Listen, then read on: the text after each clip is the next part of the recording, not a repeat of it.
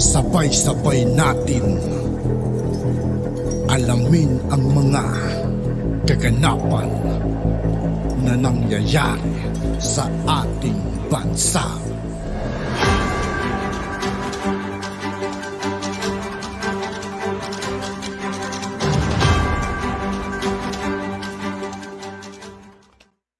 Yo, what's up mga kaibigan? This is TOO KAYE po again. Ngayon nandito ulit tayo sa channel ni Pinas News Insider. Dito ulit tayo magbibigay ng komento at reaksyon. Kaya samahan nyo guys, let's go! Nakakagulat, trending ngayon sa mundo ng social media ang di umano'y balitang tila nga mapagbiro ang tadhana. Ito ang naging komento ng ilang mga netizen matapos ang proyektong 11.2 bilyong megadam sa Iloilo ng dating senator na si Franklin DRILON ay itutuloy na at tatapusin ni Pangulong Bongbong Marcos. Ito ang mainit na balitang pinutakti ngayon ng samut-saring komento mula sa marami sa ating mga kababayan at marami nga sa kanila ngayon ang hindi napigilan ang kanilang sarili na maglabas ng kani-kanilang hinaing at komento sa mundo ng social media. Pero bago ang lahat, sa lahat ng hindi pa nakasubscribe mga kaibigan kay Pinas News Insider, mag-subscribe na po tayo at huwag nyo rin pong kalimutan mag-subscribe dito sa aking channel. Kung bago pa lamang kayo sa channel na ito, ay huwag kalimutang i-click ang subscribe at notification bell para mas maging updated pa kayo lalo sa lahat pa ng bagong videos na i-upload namin. At yun na nga mga kababayan, hindi na nga mapipigilan pa. Mga ipinangako ng Pangulong Bongbong Marcos, unti-unti nang natutupad. Mga proyekto ng nagdaang administrasyon, kanya nang ipagpapatuloy at tatapusin. At ang isa na nga dito ay ang 11.2 billion megadam na proyekto sa Sampal to kay DRILON, no? Kasi pero nyo, sa tagal niya ng Senado, hindi niya man lang nawatapos. Nasimulan niya lang pero hindi niya natapos. Pero ang ating mahal na Pangulo, biruin niyo kahit hindi niya proyekto, kung ano man naiwanan ng mga dating senador, tinatapos niya. Kaya sampal to kay DRILON. Sa Iloilo, nakilalang baluarte ni dating Senator Franklin DRILON at kabilang din siya sa mga namuno sa pagtulag ng proyektong ito na alam naman nating matagal ring naupo sa Senado sa panahon ng mga dilawan. Ngunit kahit may partisipasyon pa ng isang di umano'y dilawan na kilalang mahilig mangtuligsa sa Pangulo para sa pakanan ng sambayan ng Pilipino, walang pinipili ang Pangulong Bongbong Marcos na tutulungan kahit na dilawan pa ang nagsimula basta't makakabuti sa taong bayan at sa bansang Pilipinas. Ang Megadam Project sa Iloilo na proyekto ng National Irrigation Administration ay ang kauna-unahang malakihang water reservoir na ginawa sa rehiyon ng Visayas at Mindanao. Ang megadam na ito ay nakikitang nagbibigay ng kritikal na suporta na kailangan ng mga magsasaka sa Iloilo at sektor ng agrikultura upang mapabuti ang ani. Inaasahan ang taong produksyon ng bigas sa Iloilo sa 300,000 metriko tonelada mula sa 140,000 metrikong tonelada. At gayon din ang pagpapalawak ng mga lugar ng produksyon ng tubo at iba pang pataniman. Ang dam na ito ay may capacity na 250.70 million cubic meter para sa irigasyon at bulk water supply. Kaya nitong suplayan ng tubig ang irigasyon ng 31,000 hektarya ng lupain sa Iloilo para mapataas ang produksyon ng bigas sa lalawigan. Mayroon din itong flood component para maiwasan ang malawakang pagbaha kapag tuloy-tuloy ang pag-ulan. Kaya naman isang napakagandang balita dahil 65% ng construction ngayon ang natatapos na at magiging fully operational sa taong 2025. Kaya naman marami sa ating mga kababayan ang natuwa.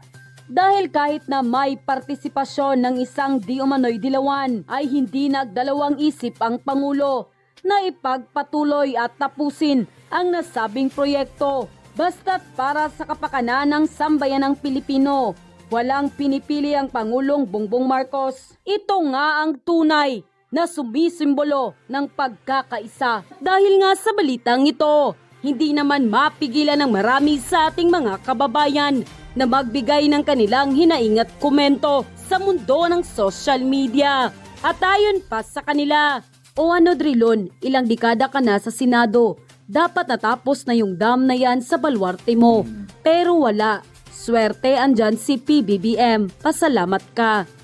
Dapat nang magising sa katotohanan ang mga politikong matagal na sa kanilang kalakaran. Hindi puro pangalo kung sino o ano ang kanilang kinaanibang politika. Dapat ay tumulong sa bayan, hindi ang pansariling kapakanan lamang. Dapat silang magising na. Si DRILON palagi niyang sinasabi na kapag may project, ang slogan niya ay DRILON, atod gid ini. Ang ibig sabihin atin talaga ito. Ang totoo pala, sa gobyerno yon. Wala naman siyang naiambag sa Iloilo City, kundi puro pasakit sa mga Ilonggo. Kaya dapat ka na ipahiya ni PBBM. God bless PBBM, God bless Philippines. Ganyan dapat, bago pa lang marami nang ginawa. Di tulad ng ibang politiko, matagal nang nakaupo sa gobyerno. Walang ginawa, sahod lang inaantay. Kaya tama ang binoto natin, mabuhay PBBM. Hindi maingay magtrabaho ang ating Pangulong BBM. Basta dakan niya, tuloy-tuloy ang trabaho hanggang nakaupo pa siya. Kaya binibilisan na. Yang mga Marcos, mahal ang ating bansa at mamayang Pilipino. Ala nang nakakagitgit sa kanya. Mabuhay ang Pangulo at mabuhay ang Pilipinas. End quote. Okay, you start. Afternoon, how are you? What have you achieved during the ASEAN Summit? Were you able to discuss with your fellow ASEAN leaders the tensions in Taiwan Strait and South China Sea? And also, sir, can you clarify that when you said yung mapping and sharing of fishing grounds, are you referring to the EEC? Okay. Dami nun. What really was happened in this last ASEAN Summit was new directions kasi there are certain issues that we feel have to be attended to. One of the biggest ones was Myanmar. Dahil nga walang nangyayari kahit na sinasabi, kinakausap natin, at tinigil natin kausapin ang mga leadership ng Myanmar dahil nga sinasabi ng ASEAN that we have to they have to stop the violence. However, nothing has really taken effect. That's why naghahanap ng lahat ng members kung ano pang may pwedeng gawin. But of course, the background of the whole summit was to do with kagaya nung kanilang theme is epicenter for growth.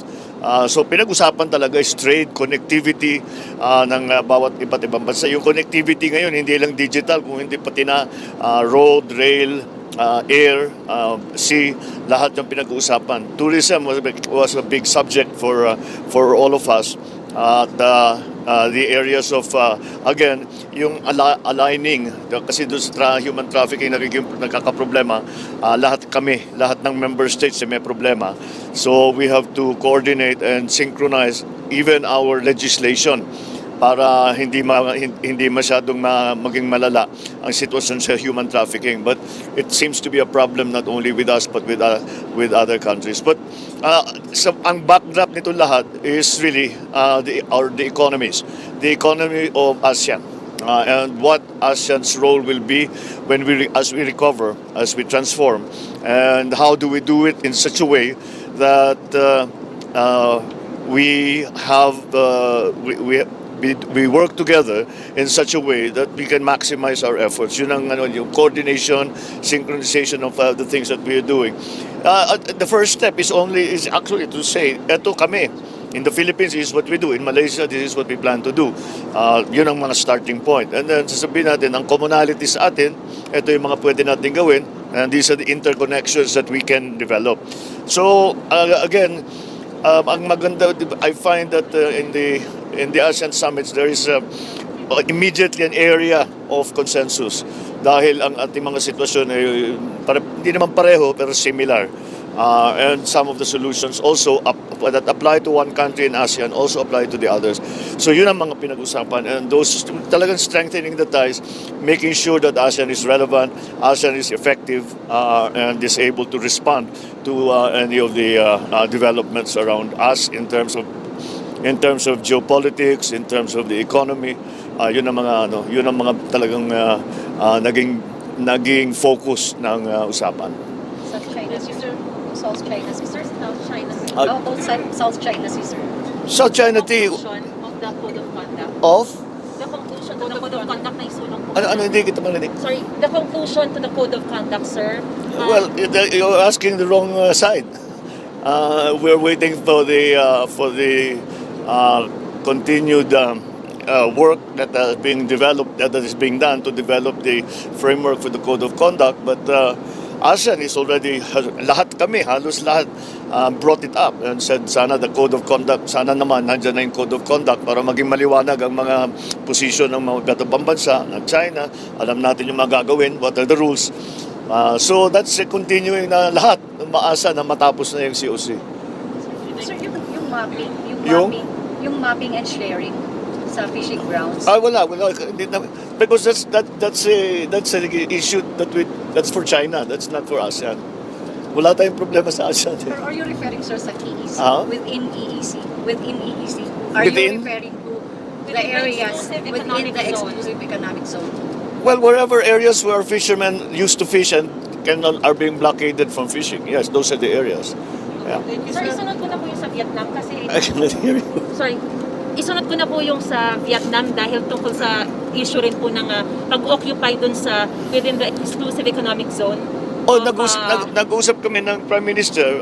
We have to find a way. Sabi ko, wag yung ganito na nag-aano tayo, mag-usap tayo ng mabuti.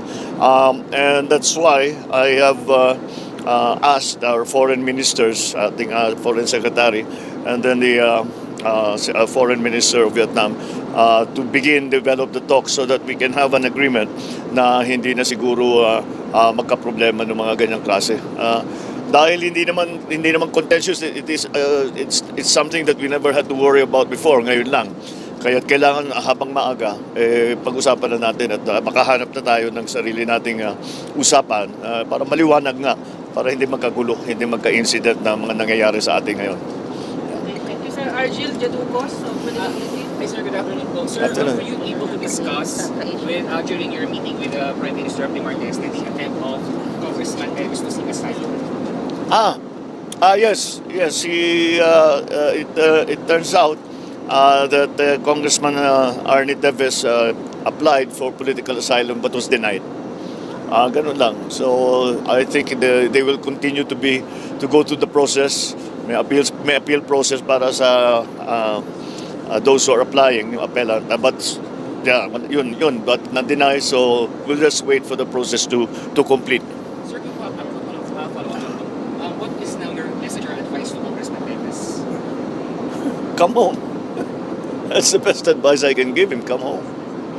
Left Narciso of DZRH. Sir, how about the case of Mary Jane Veloso? Were you able What to, do? The case of Mary Jane Veloso, were you able to discuss it? I mentioned it, pero hindi namin napag-usapan because as you can imagine, the president was very busy. But at some point, habang naglalakad kami, I was able to say, we're still trying to work hard on that case. And ganun din yung sagot niya, ang ano diyan is na yung batas talaga sa amin ay ganito.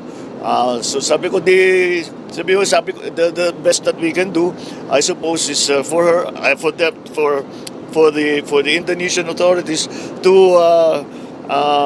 re-examine the case para lang naman as a favor to the Philippines. And yun lang napag-usapan namin, not much more than that. Yeah. Alvin Baltasar, Radyo Pilipinas. Mr. President, magandang hapon. Good afternoon. Recently po, sabi ng Philippine Nuclear... Sabi po recently ng Philippine Nuclear Research Institute. Mayroon na po tayo talagang problema sa kuryente. Sa energy situation po natin, medyo malalala. At kinakailangan na po natin gumamit ng nuclear... Well, we've been talking about nuclear for a long time. Since at least even before I took office, pinag-uusapan na namin tignan yan. It turns out there are many nuclear technologies, iba-iba. Ang dami naming natutunan in our last visit to Washington And then, even nung nasa EU kami, marami pala iba-iba. So we're looking at all of them because tama naman yung assessment na talagang kulang ang kuryente natin eh.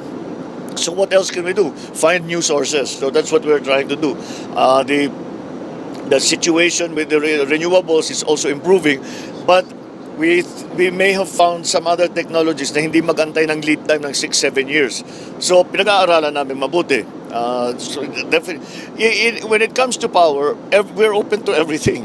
Kahit na na pwede nating makuha para makapag-addition sa power supply natin. Siyempre, nandiyan pa rin, lagi nating iniisip, yung kailangan parami na yung renewables, pabawas na yung fossil fuels.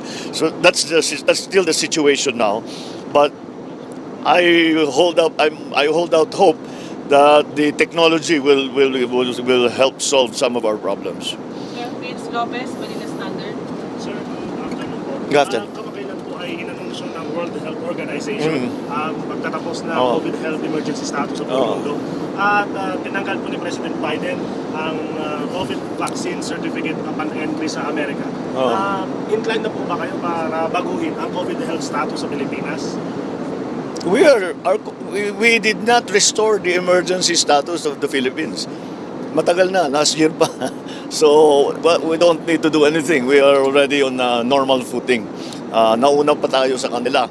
And in terms of the requirement that we used to have for a valid vaccine certificate, matagal nang tinanggal yun. So now we have the e-pass. Now that's much easier to use. That really was so that to make the ease of travel better. But we did that a few months back. Okay, thank you. At yun na nga mga kababayan, At yun nga po mga kaibigan, dito po nagtatapos ang ating reaction video. Muli ako po si I2 Kay ng Sundalo ng Tunggalo at 811. Maraming salamat sa patuloy na pagsuporta. Yeah, peace out.